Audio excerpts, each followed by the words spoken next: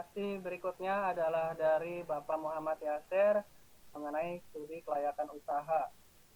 25 menit waktu tersedia, dipersilakan Yasir.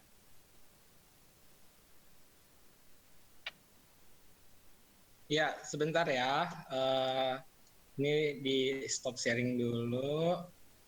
Sebentar.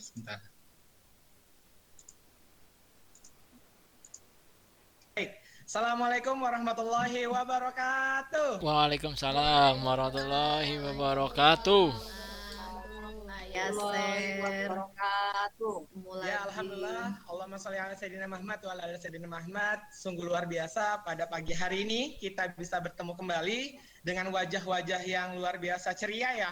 Insya Allah pada hari ini kita masih melaksanakan kegiatan puasa. Nah, semoga belajar kita hari ini juga bernilai ibadah. Amin. Ya, kali ini sebelumnya sama-sama sebelum kita mulai kegiatan pada pagi hari ini, sama-sama kita bersyukur. Semoga hari ini kita diberikan sesuatu ilmu yang nantinya bermanfaat untuk kita semua. Ya, silakan untuk ketua kelasnya, Imam. Siap. Siap Pak Yasir.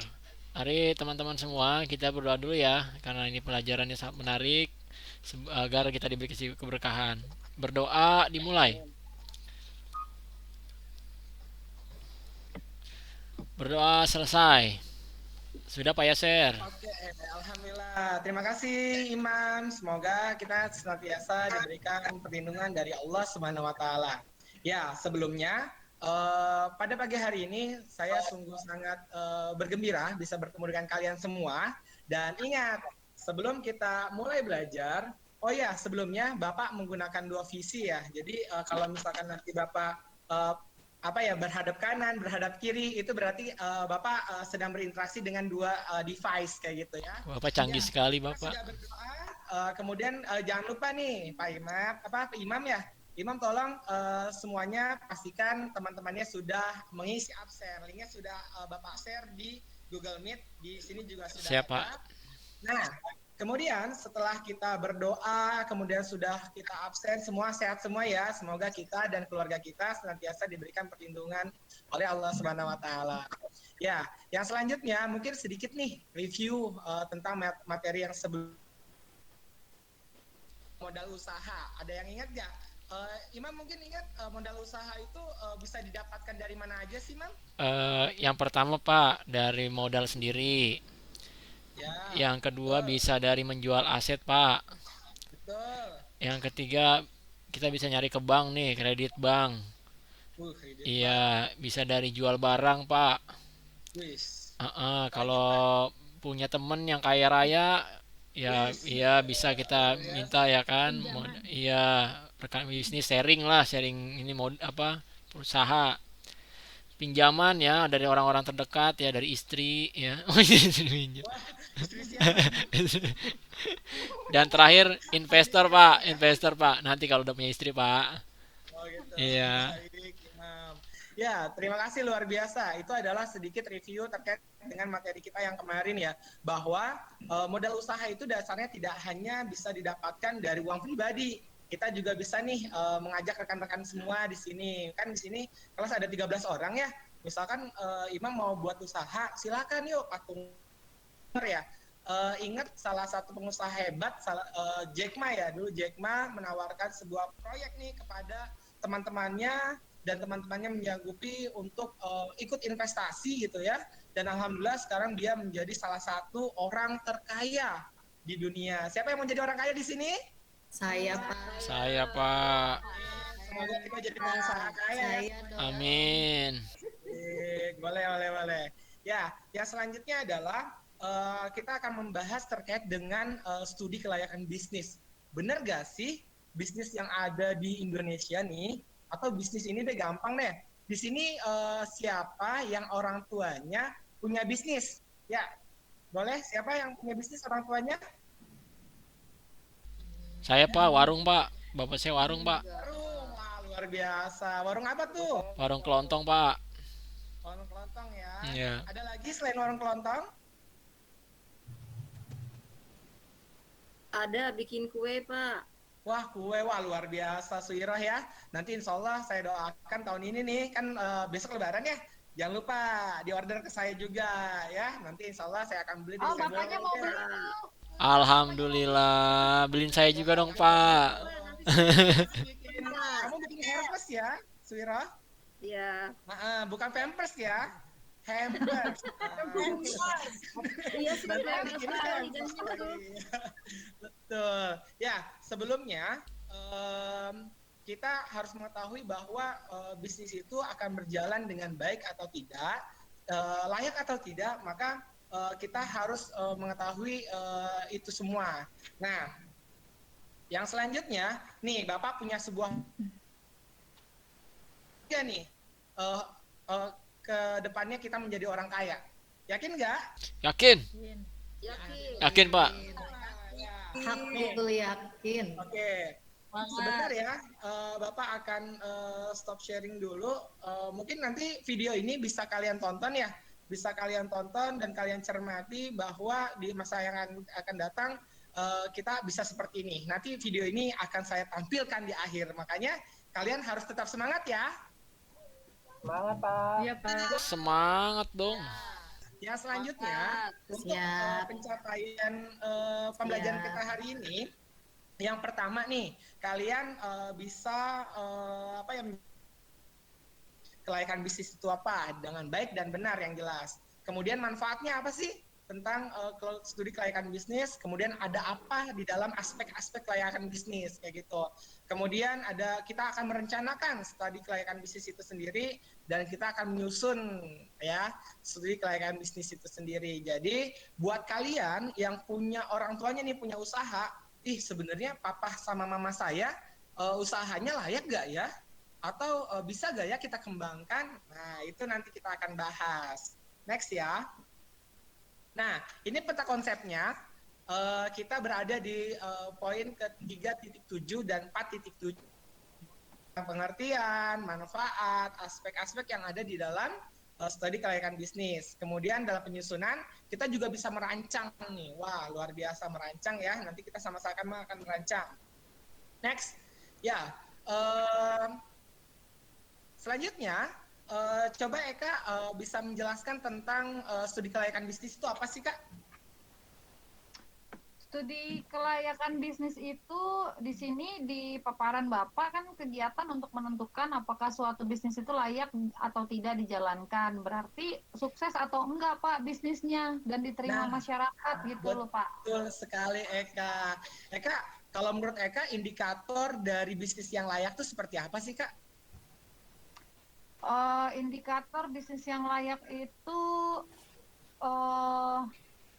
apa ya, modal ya, tadi Bapak bilang modal, terus lingkungan kali ya Pak? Iya, cuannya banyak gitu ya Kak ya? Iya betul. Bisnisnya memenuhi Banyak itu, keuntungan, Pak.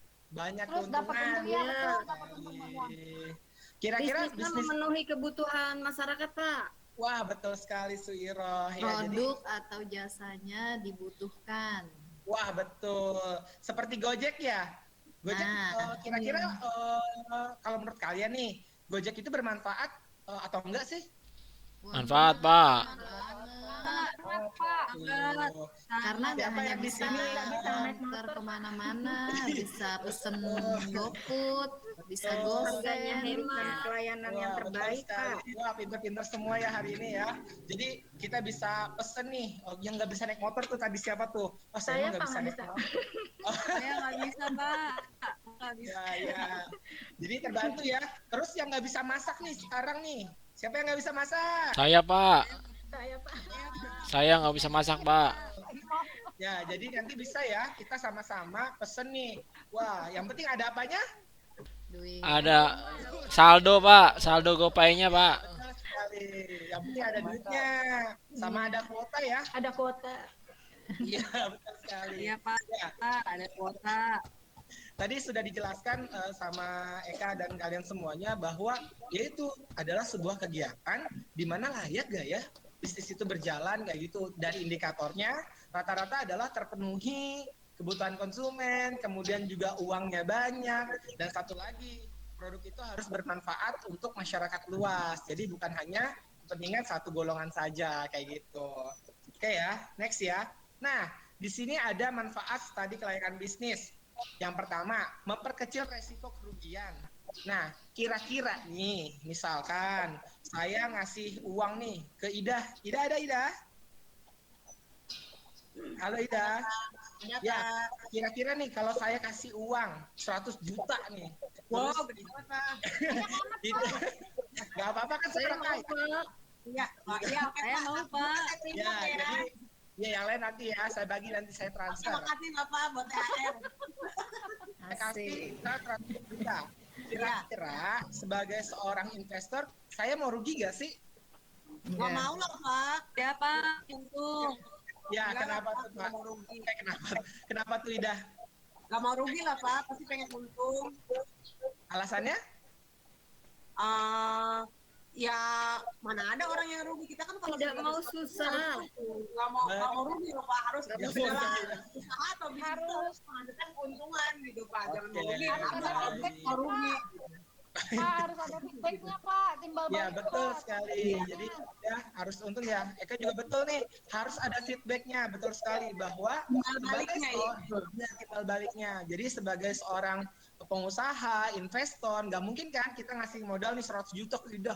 Wah, ya udah Ida, habisin aja buat jajan kan nggak mungkin. Ya, Pak. Mana begini, Pak, kalau begitu. Jadi nggak usah ada Iya. kelebihan. Betul, bansos ya jadinya ya.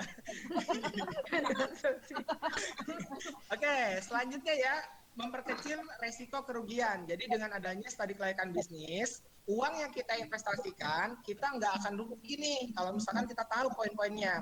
Nah, yang selanjutnya adalah melancarkan pelaksanaan bisnis.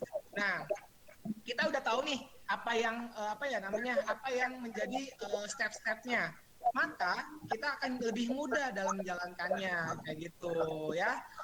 Di sini ada yang pernah jalan-jalan ke Spanyol nggak? Belum, Pak. Pakai Google Map, Pak. Pernah, Pak? Rencana, Pak. Masih dalam rencana mau ke sana. Lagi COVID. Setelah Bikin minggu. paspor dulu, Pak. Saya ya. Nabung dulu. Bikin Panas paspor Ya, dulu. jadi ke Spanyol ya, misalkan gitu ya. Kita ke Spanyol itu di ibarat kita mau ke Spanyol. Kemudian bisnis itu ibaratnya adalah Spanyolnya. Kemudian untuk mencapai Spanyol kita butuh yang namanya tahapan-tahapan. Dengan mengetahui tahapan ya, dari mulai uangnya berapa, pakai visa atau tidak, naik pesawat apa jalan kaki ke Spanyol? Pesawat. Ya, ya mungkin jalan kaki ya, bisa lecet ya kakek ya. Jadi dengan adanya pengetahuan untuk mengetahui tahapan-tahapannya, kita bisa menjalankan bisnis itu secara baik kayak gitu. Nah, poin ketiga, mempermudah pengendalian. Nah, kalau misalkan saya tanya nih sama Nur Haida, ada Nur Haida? Ada, Pak. Nah, kira-kira kalau misalkan ternyata dalam perusahaan kita ada yang namanya akuntannya korup, gimana tuh Nur Haida? Akuntannya buruk. Korup. Iya. Seru sekali. Nggak fokus. Tuh. Kalau akuntannya Saya buruk juga ya dengar itu.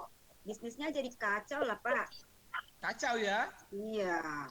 Duitnya Soalnya diselewengin. menangani masalah keuangan, Pak, sebagai ujung tombak juga itu selain pemasaran, Pak. Oh, terima kasih Nur Haida. Ya, betul ya Nur Haida ya. Jadi, Ya, Pak. studi kelayakan bisnis juga bisa menjadi yang namanya pengendali. Ya, tadi contohnya adalah keuangan. Bayangkan kalau misalkan perusahaan kita ada yang namanya akuntan korupsi kayak gitu. Wah, bisa gagal nanti bisnis kita. Nah, Tapi, yang Pak, terakhir kenapa? kalau bagaimana bisa kita mengetahui akuntannya baik atau tidak supaya tidak terjerumus, tidak bangkrut gitu, Pak? Dari mana ya, Ya. Pak? Oh, baik, terima kasih Bu. Terima kasih Suiro. Ya, jadi untuk mengetahui laporan keuangan yang baik dan benar, biasanya kita menggunakan yang namanya auditor eksternal Suiro ya. Jadi kita nggak boleh beli nih mendatangkan. Itu motor siapa ya? Bu Hertiana. Bu Hertiana.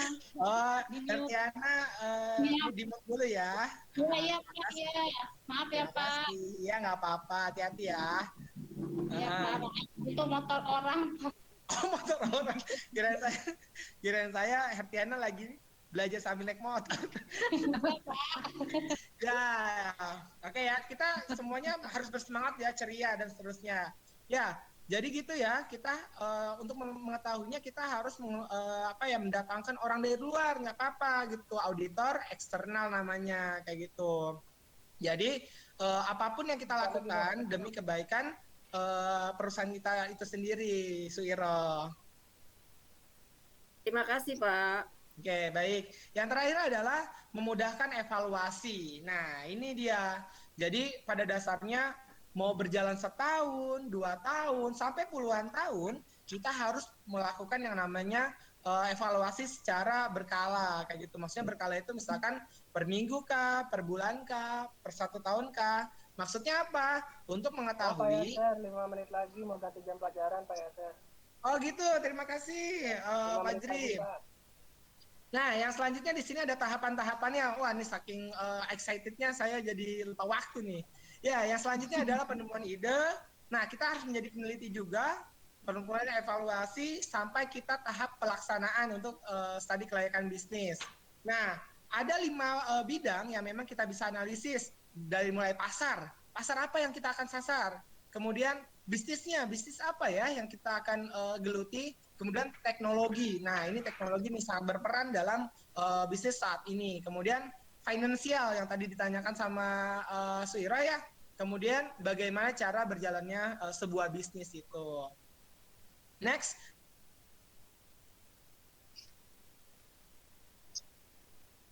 Sampai aspek yang namanya aspek keuangan. Itu nanti kita akan bedah kayak gitu. Nah, untuk materi ini, kalau misalkan saya terlalu cepat karena memang waktunya ya terbatas untuk pertemuan kali ini. Iya. Jadi kalian bisa melihat di Google Meet saya sudah siapkan, nanti kalian bisa kaji ulang dan seterusnya. Oke, big konsepnya studi kelayakan bisnis memiliki peranan vital dalam menentukan keberhasilan sebuah bisnis kayak gitu. Nah, di sini nih, bagaimana ini bisa terjadi? Nah, saya mau nanya dulu deh sama Imam. Imam, Iya, Pak Yaser. pasar tradisional itu tetap diminati dibanding pasar modern? Karena bisa nawar, Pak Yaser. Wah iya, betul sekali. Salah satunya adalah bisa nawar Bisa ya. nawar, Pak Yaser. Karena Ibu saya suka, di Pak pasar Yaser. tradisional itu di bawah lah dibanding pasar modern. Ya, karena waktunya terbatas, ini ada 2 case yang Bapak siapkan. Nanti akan dibagi menjadi 2 kelompok. Yang pertama nanti kelompok yang akan dipimpin oleh Pak Jri ya. Kemudian yang kedua itu ada dari ketua kelompoknya adalah Imam. Nanti nama-namanya saya akan kirimkan melalui Google Meet. Di sini tentang ide cemerlang ya untuk sebuah bisnis. Kemudian kalau yang case kedua, kalau misalkan kita selalu rugi, apa yang harus kita lakukan kayak gitu. Ya, kesimpulannya adalah bahwa setiap usaha yang kita lakukan harus sama-sama kita evaluasi secara baik dan benar dengan mengadakan yang namanya salah satunya adalah studi kelayakan bisnis kayak gitu. Nah, mohon maaf untuk Pak Jri, berapa menit lagi waktu saya? Sedikit lagi, Pak. 2 menit lagi mau ulangan Bu Yuyun, Pak. Oke, baik. Sebelumnya saya akan close. Kemudian nanti saya akan tampilkan ya video yang tadi saya janjikan. Oke, kalian siap ya? Siap, Pak. Oke, baik. Sebentar. Ini biasa nih kalau ini koneksinya ya. Cepat, Pak. Mau ulangan Bu Yuyun nih, Pak. Iya, sebentar. Iya Pak, Bu Yuyun udah nungguin Pak. Iya nih, Pak. Bu Yuyun, saya calling deh Bu Yuyun. Saya takut sama Bu Yuyun, Pak. Sebentar ya. Aduh. Mana ya? Oh, bentar lagi. Bu Yuyun, bentar ya Bu Yuyun. Nah, bentar, yuk. Duh, rempong nih di sini. Sebentar. Dikit lagi. Dikit lagi. Ibu Yuyun sudah di depan pintu, Pak. Wah, bentar, Bu Yuyun. Betul. Sudah kelihatan belum? Sudah Pak Yaser. Udah ya? Siap, Pak Yaser. Udah jalan belum? Udah. Ya, Nah, Ya, udah ada sudah. Ya. ya. Tuh. jalan Iklan ya? dulu, iklan. Ikan, Pak. Ya. Iklan lagi, maaf ya, saya nggak pakai yang berbayar. Nah, ini adalah perubahan iklim yang terjadi di era teknologi ya. Jadi kalian itu sama-sama harus menguasai teknologi nih. Jadi nanti kalian bisa lebih, nah ini gambaran masa depan. Studi kasus atau studi kelayakan bisnis, kalian bisa sesuaikan dengan gambaran di masa depan nih. Nah, ini peneliti nih. Oke, mungkin nanti videonya akan Bapak udah share sih ke Google Meet kalian. Ya, nanti kita tonton Oleh ya. sebab itu, kita akan tutup untuk tugasnya minggu depan ya. Jangan lupa Ya, Pak. diingatkan Ya, Pak. semuanya. Mari sama-sama sebelum kita tutup, kita berdoa ya untuk imam. Siapa? Silakan. Siapa? Pimpin lagi. Ya, terima kasih Pak Yaser sudah memberikan materi. Ayo sama-sama teman-teman kita berdoa. Sebelum mengakhiri pelajaran, berdoa dimulai. Berdoa selesai. Sudah Pak Oke, Yaser. terima kasih Imam. Semoga kita semua sehat-sehat selalu ya. Iya, Yaser, Ya, sekian. amin. Assalamualaikum warahmatullahi wabarakatuh. Waalaikumsalam warahmatullahi wabarakatuh. Waalaikumsalam. Makasih Pak. Ya, Terima kasih pelajaran